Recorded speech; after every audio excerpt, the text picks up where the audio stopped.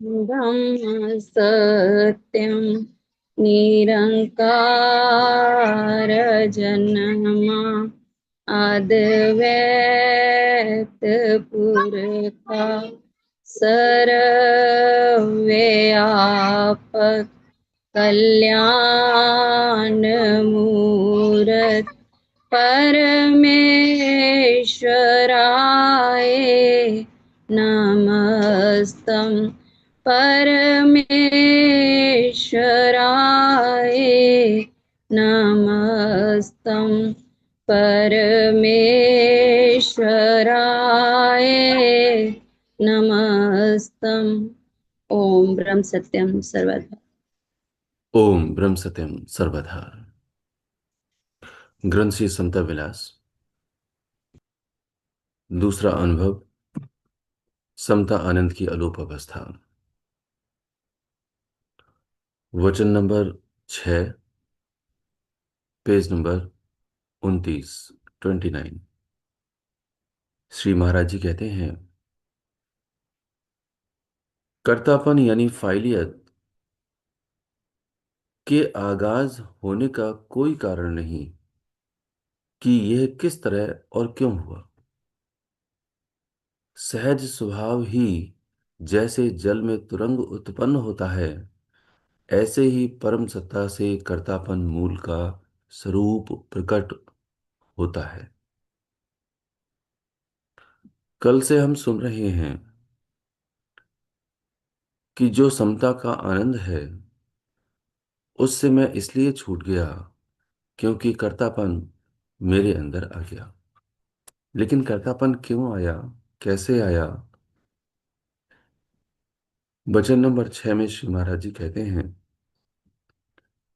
कि जैसे जल में तुरंग उत्पन्न होता है, सागर है उसमें ज्वार और भाटा दोनों आते हैं, यानी स्वतः ही उसमें एक तरंग उत्पन्न होती है।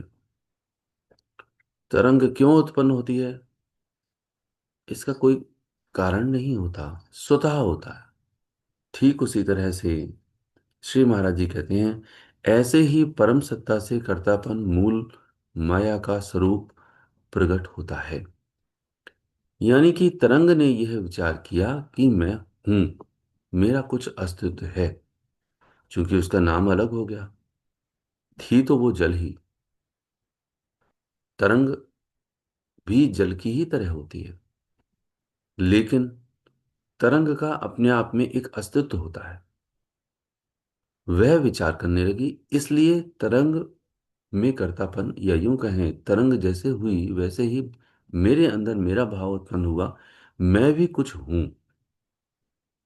वास्तविकता में देखा जाए तो तरंग और वह सागर एक ही है, अलग नहीं है। वह तरंग उठती है, फिर नीचे आ जाती है, अर्थात उसी सागर में मिल जाती है। लेकिन वह एक उदाहरण है, मेरा एक अस्तित्व है। मेरे लिए उस उदाहरण को समझ करके यह विचार करना चाहिए कि मेरा जो कर्तापन मूल अंधकार है,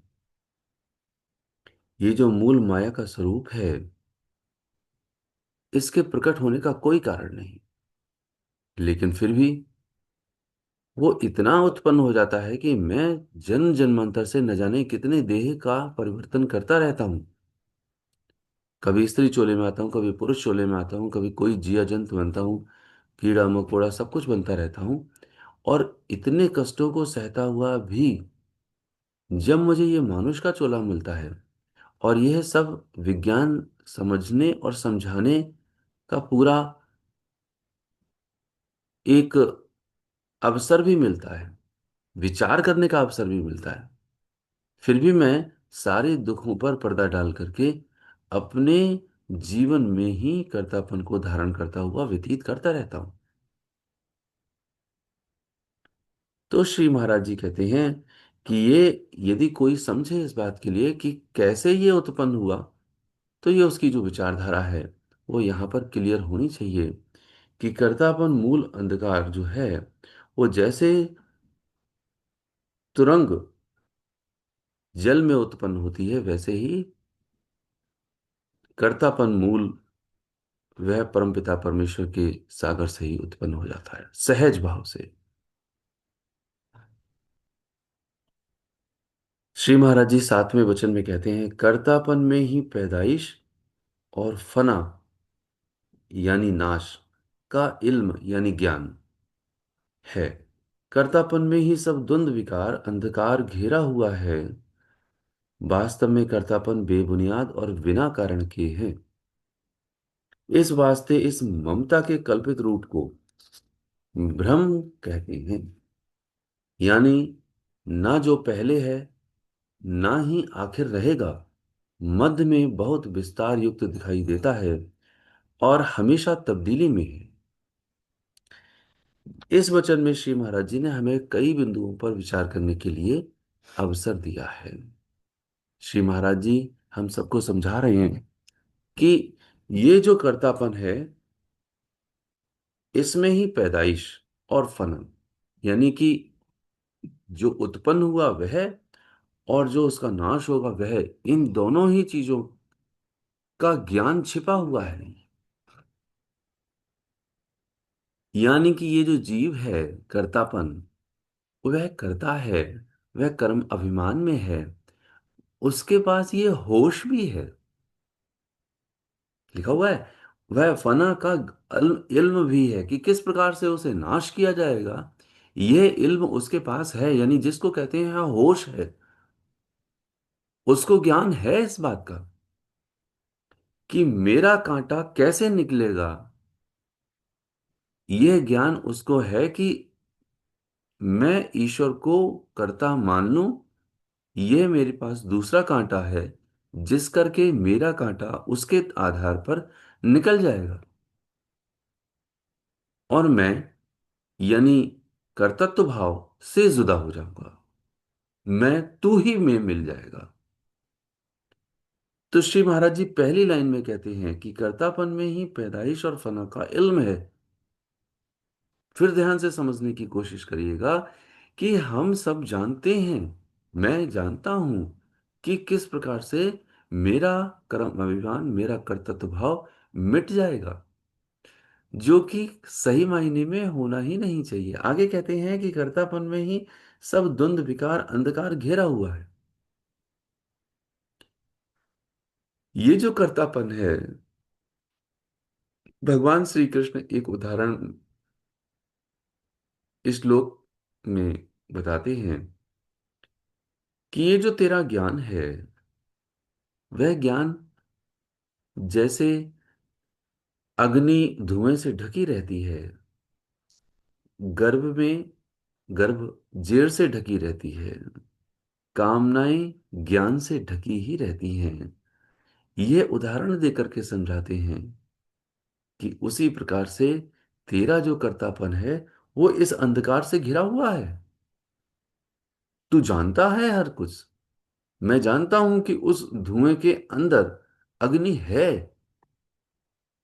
मैं जानता हूं, ये साधारण सा ज्ञान है। ठीक उसी प्रकार से उस जेर के अंदर वह गर्भ है और सुरक्षित है, खाता भी है पीता भी है मां के माध्यम से। तो मुझे पता है अच्छी तरह से, मुझे ये होश है, मुझे ज्ञान है। यानी जीव को इस बात का कर्तापन है तो, लेकिन उसके पास यह भी होश है कि मैं कैसे छूटूं, लेकिन वो अंधकार में घिरा हुआ है। अब कहते हैं वास्तव में कर्तापन बेबुनियाद है, कोई उसका आधार नहीं है, लेकिन बिना कारण के है। इस वास्ते इस ममता के कल्पित रूप को, ये जो कल्पना मेरे अंदर आ गई है कि जैसे तरंग आ गई है इस जल में, उस उसको भ्रम कहा जाता है तो कुछ नहीं। इसलिए कहते हैं माया, जो है ही नहीं, माया जो है ही नहीं वह मेरे लिए अस्तित्व में दिखाई देती है, इसलिए इसको भ्रम कहते हैं। यानी कि जो ना पहले है ना ही आखिर में रहेगा।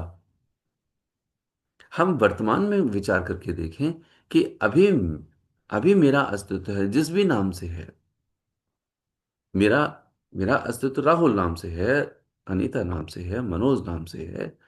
मेरा अस्तित्व आज है, कल क्या था, यानी जिस वक्त मेरा जन्म हुआ उससे पहले मेरा अस्तित्व क्या था,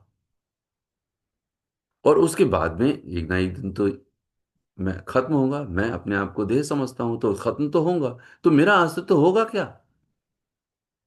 मुझे पहले का भी पता नहीं, मुझे बाद का भी पता नहीं। तो कहते हैं मध्य में बहुत विस्तार युक्त दिखाई देगा, देता है, और हमेशा तब्दीली में है। दूसरी लाइन, दूसरा शब्द और भी है, विस्तार भी दिखाई देता है और तब्दीली भी होती है। इस बात के लिए हम लोग समझते हैं, लेकिन हमें ये होश ही नहीं है कि हम इस कर्तृत्व भाव को समझने की कोशिश करें और उससे दूर भागने का यत्न करें। श्री महाराज जी कहते हैं ये तब्दीली युक्त भी है कि आज है, जैसे आज मेरा स्वरूप ये है, आज मेरा रूप ये है, कल को मेरा रूप परिवर्तित भी होता है। अच्छा आप सब बताओ, जब आप सब 20 साल के थे, 15 साल के थे तो कैसा रूप था? फिर 30 साल के हुए तो कैसा रूप, अब इस अवस्था में है तो कैसा रूप है? और उस समय यही था कि नहीं मैं ऐसा बनूंगा, मैं ऐसा बनूंगी, मैं ऐसा करूंगा, मैं ऐसा करूंगी। आज क्या है? बोले नहीं, आज ईमानदारी की बात है, जिस जो जो सुन रहा है, बोले नहीं, परमात्मा की शरण में जो मिल जाए, मैं कैसे करके मैं परमात्मा में ही मिल जाऊं। आज ये है, क्योंकि ये जो समता का विज्ञान चल रहा है, समता के आनंद में मैं डूबने का यत्न कर रहा हूं, वही सब आतुर होकर के श्री महाराज जी के इन वचनों को उनमें डूबने की खातिर ही सब आए हैं। हम सब इसीलिए हैं। तब वो कहते हैं अव्यक्तादीनि भूतानि व्यक्त मध्यानि है, अर्थात जो पहले भी मैं अव्यक्त था, बाद में भी मैं अव्यक्त हो जाऊंगा, बीच में ही हे भारत तुझे सारा विस्तार दिखाई देता है। भगवान राम इस बात के लिए महर्षि के द्वारा समझाते हैं कि जैसे जैसे आत्म तत्व के निकट यह जीवात्मा पहुंचती जाती है, उतने उतने ही जो संसार की बातें हैं वह छोटी होती चली जाती हैं। अर्थात हम अपने जीवन में जिन बातों को इतना महत्व दे देते हैं कि उसने मेरे साथ ऐसा किया, वह मेरे साथ ऐसा कर रहा है, ये बड़ी छोटी छोटी बातें हैं। यदि कोई दृष्टा रूप में बन करके बाज की, जहां बाज उड़ रहा होता है, वहां से इन सारे कृत्यों को देखेगा तो वह बहुत छोटी नजर आएंगी। आप एरोप्लेन में बैठो, नीचे की सारी चीजें कितनी छोटी नजर आती हैं। तो यह जीवात्मा आत्म तत्व के निकट पहुंचते पहुंचते इन संसारिक समस्त बातों को बहुत छोटी छोटी नजर आती हुई प्रतीत होती ही है, वास्तविकता में भी है। जिनको हम इतना महत्व देते हैं वो सारा का सारा महत्व मेरा अति लघु होता है। लेकिन वह आत्म तत्व पर पहुंचने का यत्न करता है, तभी तो उसका महत्व होता है। अन्यथा इन संसारी बातों का महत्व उसके लिए होता है, आत्म तत्व का महत्व नहीं होता है। इसलिए श्री महाराज जी कहते हैं कि वह सब कुछ तब्दीली युक्त है। पेज नंबर 30 पर वचन नंबर 8 में श्री महाराज जी समझाते हैं, जो भी देहधारी है वह कर्तापन यानी फाइलियत की गिरफ्तारी में ही है। चाहे श्रेष्ठ गुण वाला है, चाहे मलिन गुण वाला है, जिस जिस भाव का अभिमानी होता है उसी के मुताबिक कर्म और पुरुषार्थ करता है, और कर्म के फल को भोग कर नित ही तृखत यानी अशांत ही रहता है। श्री महाराज जी कहते हैं कि जो भी देहधारी, चाहे वो देहधारी किसी भी देह में हो, यानी जो जीव है वो किसी भी देह में क्यों ना हो, उसकी समस्त देह में जो भी है वह फाइलियत को धारण किए हुए है, उसी की गिरफ्तारी में है। जैसे जब कोई श्रेष्ठ यानी अति गुण वाला समाधि में भी आ जाता है, तो उसकी समाधि उसके अंदर की स्थिति है, जैसे ही वहां से नीचे आता है वैसे ही वह फालियत में आ ही जाता है।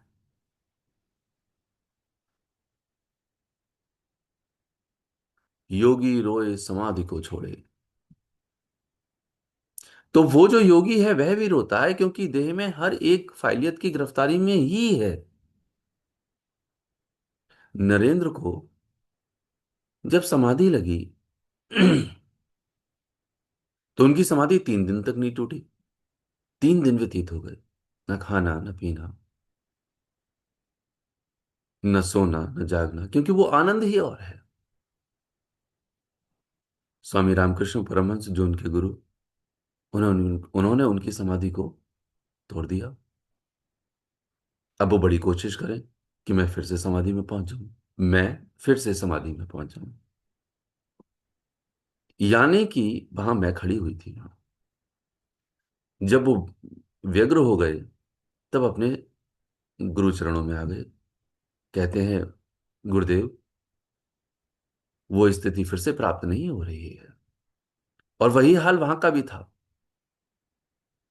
महेंद्र रतन दास जी के लिए।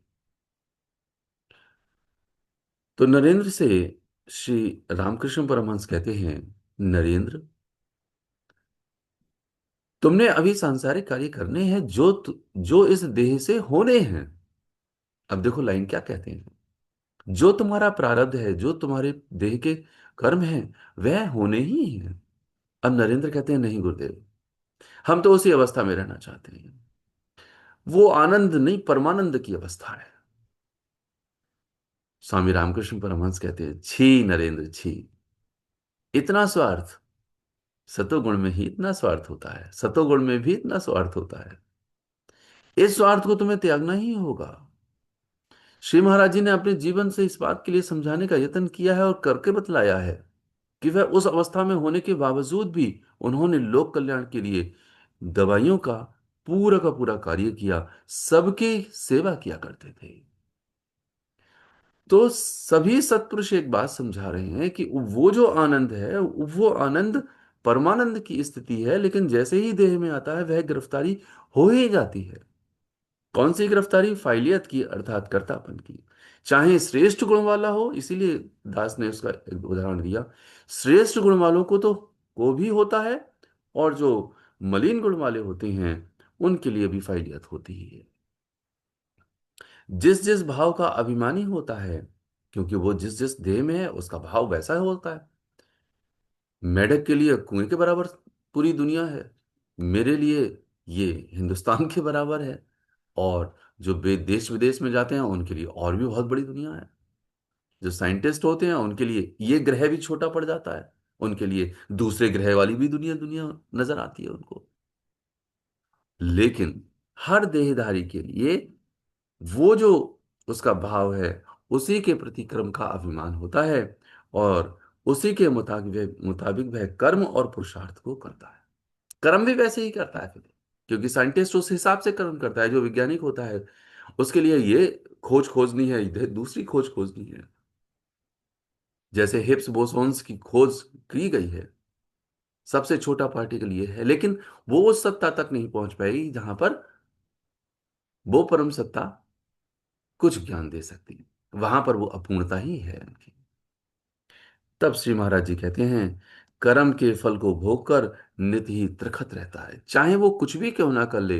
यदि वह अपनी फाइलियत यानी कि कर्तापन को नहीं खत्म करेगा, तो वह सारे कर्म के फल को भोग करके भी तृष्णा में ही रहेगा, अतृप्त ही रहेगा, जिसको कहते हैं। उसकी तृप्ति कभी नहीं हो सकती। श्री महाराज जी 9वें वचन में पेज नंबर 30 पर समझाते हैं, जन्म से लेकर मरण तक किसी भी चीज के प्राप्त होने पर तथा वंजोग होने पर भी असली खुशी, समता, शांति को प्राप्त नहीं हो सकता। हर वक्त एक चीज की चाहना करता है और दूसरी का त्याग करता है। यह ही रगवत यानी लगाव और नफरत यानी द्वेष यानी घृणा का सिलसिला हर घड़ी जारी रहता है। इस चलायमान हालत में फंसकर हमेशा दुखी रहता है। राजा से लेकर दरिद्री तक, आलम यानी विद्वान से लेकर मूर्ख तक, सब ही अपनी कामना की गिरफ्तारी में भयभीत रहते हैं। कितनी गहराई से इस बात का मनन करना गुरुदेव हम सबको कह रहे हैं। और वहां जाने को कह रहे हैं कि तू कुछ भी क्यों ना कर ले, दुखम सर्वम अनुस्मृति, ये संसार दुख ही है और कुछ भी नहीं। तू जो कर रहा है, तू जो इस समय अनुभव कर रहा है, कोई भी विचार कर रहा है, वो सब कुछ दुख ही है। क्यों दुख है? क्योंकि चीज के प्राप्त होने पर और वंजोग होने पर भी असली खुशी यानी समता समता शांति को प्राप्त नहीं हो सकता। आप कुछ भी कर ले, इसीलिए वाणी कह रही है, कोई वस्तु नहीं संसार में जो चित्त को देवे धीर। आज तक मेरा मनन इस बात का हुआ ही नहीं कि जिसके लिए मैं भाग रहा हूं, जिसका मैं 24 घंटे वह यत्न प्रयत्न कर रहा हूं। अच्छा, ये भी देखें कि किसी का थोड़ा सा नियम बन गया, सुबह और शाम बैठ रहा है, लेकिन क्या सुबह और शाम बैठने मात्र से ही उसे समता की शांति का वह तीव्र जो इतना दूर रास्ता है वह इतना निकट आ सकता है? उसके लिए हर घड़ी हर लम्हा ऐसे मनन में उतरना ही होगा। और उसका जो सिमरन है वह कभी नहीं छूटेगा। हर कार्य को करते हुए उसके आंतरिक स्तर पर वह परमात्मा उसे याद आता रहेगा। इसलिए कहते हैं ये जो मनन है, ये मनन उस स्थिति पर लेकर के जाता है कि मेरा जन्म केवल और केवल परमपिता परमेश्वर को प्राप्त होने की खातिर मिला है। तो इसलिए कहते हैं कि जितना भी जो चीज वह प्राप्त करता है या फिर वो वंजोग होने पर उसको कोई खुशी नहीं मिलती। क्षणिक खुशी मिल सकती है, लेकिन समता शांति जिसको परम सुख कहते हैं, परम खुशी कहते हैं, वह कभी प्राप्त नहीं हो सकती। हर वक्त चीज की चाहना करता ही है, दूसरी चीज का त्याग करता है। मेरे सुख मेरे लिए आ जाएं, मेरे दुख का त्याग हो जाए। करना क्या था? करना यह था मेरे विकार कम हो जाएं और मैं सत्वगुण में आ जाऊं। यानी लाना था अपने आप के लिए सत्वगुण में, और त्याग करना था अब मेरे ही खोटे कर्म के लिए। मैं उल्टा काम करने लगा, मैं संसार की वस्तुओं को ग्रहण करना चाहता हूं, मैं खुशी चाहता हूं इन जो मेरी इंद्रियों के भोग हैं, या फिर मेरे अपने जो हैं उनके लिए मैं चाहता हूं। लेकिन श्री महाराज जी कहते हैं कि ये जो तेरा स- अंदर का ये रास्ता, कि जो सतो गुण का भाव है मेरे अंदर, अच्छे अच्छे गुण आ जाएं, उन गुणों का को मैं निकट लाना चाहता हूँ, विकारों को हटाना चाहता हूँ, ये चाहना होनी चाहिए। और उसके साथ साथ जितने भी गुण आए वह परमात्मा के लिए समर्पित कर देना है। फिर भी वहां पर त्याग होगा, क्योंकि सतोगुण का त्याग होगा वो, ये और गहरी बात होगी फिर वहां पर। क्योंकि वह जो सतोगुण का त्याग है, वह जब तक गुरु का चरण नहीं पकड़ेगा, गुरु की शरण नहीं पकड़ेगा, तब तक वह सतोगुण का भी त्याग नहीं कर पाएगा। इसलिए श्री महाराज जी कहते हैं गहराई से समझने की बात है कि वह कुछ भी क्यों ना कर ले, एक चीज की चाहना वो करेगा ही करेगा जब तक फालियत में रहेगा, और दूसरी चीज का त्याग करेगा। और यह ही रघुवत, अर्थात ये जो लगाव है और ये जो तेरी दूसरे के प्रति द्वेष भावना है, इसका सिलसिला हर घड़ी चलता रहता है, हर घड़ी चलता रहता है। मेरे लिए एक प्रिय होता है, दूसरा अप्रिय होता है। एक के लिए मैं अच्छा समझता हूं, दूसरे के लिए मैं बुरा समझता हूं। याद रखने की बात है, श्री महाराज जी कहते हैं अच्छा केवल एक है। कौन? जो मुझे परमपिता परमेश्वर तक लेकर के जाए वही अच्छा है, वही मेरा अपना है, वही मेरे लिए प्रभु ने भेजा हुआ है, और कोई मेरे लिए अच्छा नहीं। ठोकर लगाए अगर वो मुझे लिए अपमान दे दे, और फिर मेरे लिए मैं उसे प्यार करूं, तब वो मेरी गलतियों पर ही तो मेरी ठोकर लगा रहा है, मेरे अभिमान पर ठोकर लगा रहा है। लेकिन होता क्या है, यदि कोई कुछ करता है, मैं उसे बोलना ही छोड़ देता हूं। और और सत्पुरुष कहते हैं निंदक नियरे राखिए आंगन कुटी छवाए, निंदा करने वाले को निकट रखना चाहिए। तो ये जो मेरा मनन होना चाहिए, उसमें ये होना चाहिए कि जितने भी ये जो सिलसिला है वह हर घड़ी जारी रहता है, उसी में मैं फंसता रहता हूं। इस चलायमान हालत में फंसकर हमेशा मैं दुखी ही रहता हूं। और कौन नहीं दुखी है? राजा दुखिया, राणा दुखिया, दुखिया कुल संसार। मैं दुनिया से अलग हूं? इस सारे संसार से मैं सुखी हूं क्या? जब जब जैसे जैसे मैं दुखी होऊंगा या मैं दुख का अनुभव करूंगा, इस संसार को दुख रूप समझूंगा, तब तब ही मैं यानी जीव अपने गुरु से पुकार करेगा कि हे प्रभु मुझे बचा लो, ये वो गहरी दलदल है, मुझे बचा लीजिए। राजा से लेकर के दरिद्री तक, और आलम से लेकर के मूर्ख, आलम कहते हैं विद्वान को, मूर्ख तक, सब ही अपनी कामना यानी गिरफ्तारी में भयभीत रहते हैं, अर्थात गिरफ्तार रहते हैं। अर्थात उनको एक डर लगा ही रहता है कि ऐसा होता रहे। ऐसा मनन जब हम अपने अंदर लेकर के आएंगे, तब क्या होगा? तब वह होगा कि इसी संसार से मुझे परम दुख का अनुभव होने लगेगा। और जैसे जैसे इस संसार से परम दुख और विरक्ति होगी, तब विरक्ति होगी ना, फिर तब मैं परमात्मा की शरण में जाऊंगा, प्रभु कुछ कर दो मेरा, मुझ पर भी कृपा कर दो। और ऐसी कृपा कर दो जिससे कि आपकी सच्ची और सही शरण में मैं आपके में प्राप्त हो जाऊं, क्योंकि मुझे तो शरण भी नहीं आता, शरण में आना भी नहीं आता। लेकिन कैसे होगा? तब वो 10वें वचन में कहते हैं, बड़े ध्यान से एक शब्द का प्रयोग करते हैं। 10वें वचन में कहते हैं, जब तक एकाग्रचित होकर इस ममता के जाल का विचार न किया जावे, तब तक कभी भी असलियत का पता नहीं लगता। जिस कर्म का अभिमानी बनता है उसके भोग में आसक्त हो जाता है, यानी बंधन में आ जाता है, और बंधन में आकर मजबूरी से नेक व बद यानी अच्छे और बुरे कर्म करता है, उसमें हमेशा खुशी और गमी को हासिल करता है। सबसे पहले एक शब्द का प्रयोग किया जिसको मनन करने के लिए बहुत ज्यादा जोर देने की जरूरत है, वह है एकाग्र चित्त। श्री महाराज जी कहते हैं, जब तक और तब तक, जब तक एकाग्रचित होकर इस ममता के जाल का विचार ना किया जाए। ओहो, आज तक मैंने एकाग्रचित होकर के इस ममता के जाल पर गहरा मनन किया ही नहीं है, जिसको मंथन कहते हैं। जैसे नारी शक्ति, हमारी स्त्री, हमारी मातृत्व माताएं, जो दही होता है उसमें मथनी से मथती हैं, और तब जाकर के वो मक्खन यानी नैनी निकलती है। ये जो एकाग्रचित होकर के बारंबार बारंबार बारंबार इस ममता के जाल पर गहरा विचार न जब तक किया जाए, तब तक ज्ञान रूपी नहीं, तब तक वह मक्खन निकलेगा ही नहीं। इसीलिए कहते हैं, तब तक ये जो असलियत का पता है वह चलता ही नहीं है। मैं न जाने कितनी बार सुन लेता हूं, लोगों को यह आम बात लगती है, साधारण सी बात लगती है, लेकिन कितनी गहरी बात है, इस बात के लिए एकाग्रचित होना ही होगा। और जब वह एकाग्रचित होगा, तब इस ममता के जाल को समझ जाएगा। लेकिन यदि ऐसा वो नहीं करता, जैसा कि हम सब लोग आम तौर पर करते रहते हैं, तब क्या कहते हैं कि जिस कर्म का अभिमानी बनता है, कोई ना कोई कर्म करता ही है और उस कर्म का अभिमानी बन जाता है, ये उसका स्वभाव है।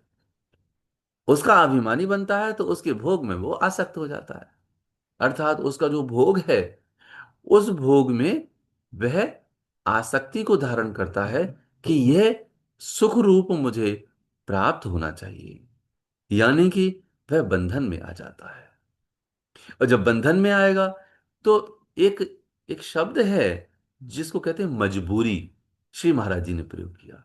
बंधन में आकर मजबूरी से अच्छे और बुरे यानी नेक और बद कर्म करता है वो, और उसमें हमेशा खुशी भी हासिल करेगा और गमी को भी हासिल हासिल करेगा।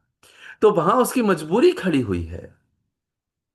लेकिन हमने इस बात पर बहुत गहराई से करना है कि ये सारा का सारा जो जाल है, इस जाल को एकाग्रचित होकर के इस ममता को समझने के प्रयास करना है, जिससे कि ये ममता का जाल मुझे परम दुख रूप जान पड़े।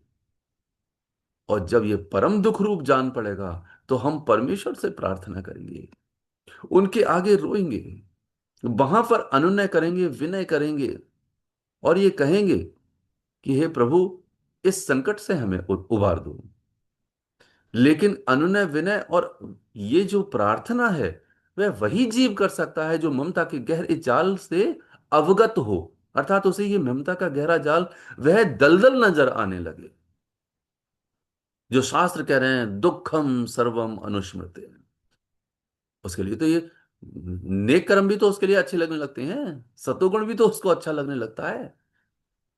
ये ममता का गहरा जो जाल है, उस पर एकाग्रचित होकर के जो श्री महाराज जी 10वें वचन में पेज नंबर 30 पर समझाने का यत्न कर रहे हैं, मनन में लाने का प्रयत्न कर रहे हैं, इसको गहरे मनन में उतर करके हम सभी परमपिता परमेश्वर की शरण में जाएं, जिससे कि हम सबका कल्याण हो सके। ओम ब्रह्म सर्वदा।